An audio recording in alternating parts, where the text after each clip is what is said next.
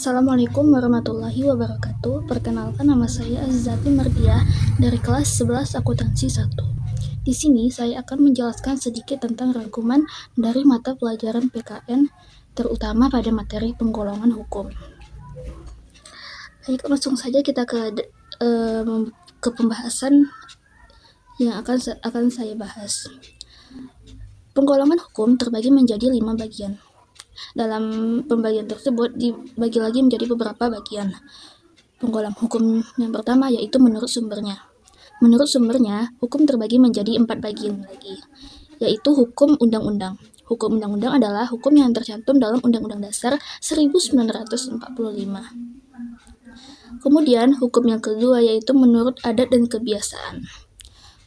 Hukum adat dan kebiasaan merupakan hukum yang diambil dari peraturan-peraturan adat dan juga kebiasaan. Hukum yang ketiga yaitu hukum perakat, adalah hukum perjanjian internasional antara dua negara. Dan yang terakhir yaitu jurisprudensi, hukum yang telah memutuskan prakata tersebut.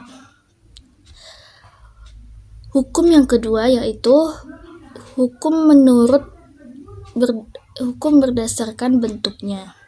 Berdasarkan bentuknya terbagi menjadi 2 bagian, yaitu secara tertulis dan tidak tertulis. Secara tertulis terbagi lagi menjadi 2 bagian, yaitu yang dikodifikasikan dan juga tidak dikodifikasikan.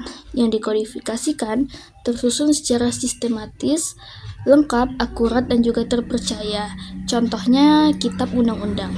Sedangkan tidak dikodifikasikan yaitu tidak tersusun secara sistematis dan tidak lengkap. Contohnya berada pada undang-undang. Sedangkan yang tidak tertulis merupakan kebiasaan kita sehari-hari. Kemudian hukum yang ketiga yaitu berdasarkan waktu berlakunya. Ini terbagi menjadi 2 bagian. Yang pertama yaitu ius constitutum, yaitu hukum yang berlaku saat ini. Contohnya pada nomor 39 hak asasi manusia. Yang kedua yaitu ius constituendum, yaitu hukum yang berlaku untuk masa yang akan datang. Contohnya pada rancangan undang-undang dasar. Kemudian yang keempat yaitu hukum berdasarkan tempat berlakunya.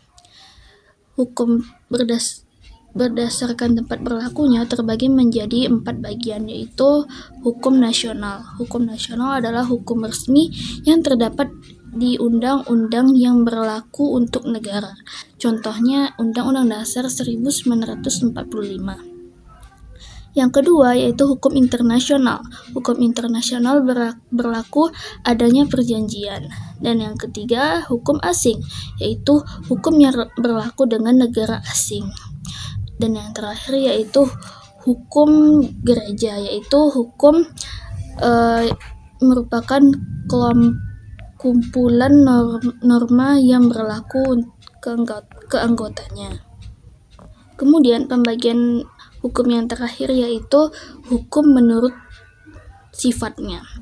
Menurut sifatnya, hukum terbagi menjadi 2, yaitu bersifat memaksa. Yang pertama itu bersifat memaksa, artinya suka tidak suka harus dilaksanakan. Contohnya membunuh harus mendapat ganjaran yang setimpal, mendapatkan hukuman yang setimpal.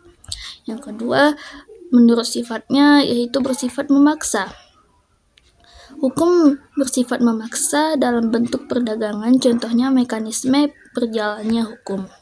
Baik, sekian rangkuman dari mata pelajaran PKN, khususnya pada bagian materi penggolongan hukum yang bisa saya sampaikan. Lebih dan kurang saya mohon maaf apabila ada kesalahan kata atau pengucapan dari saya ada yang salah, mohon dimaafkan.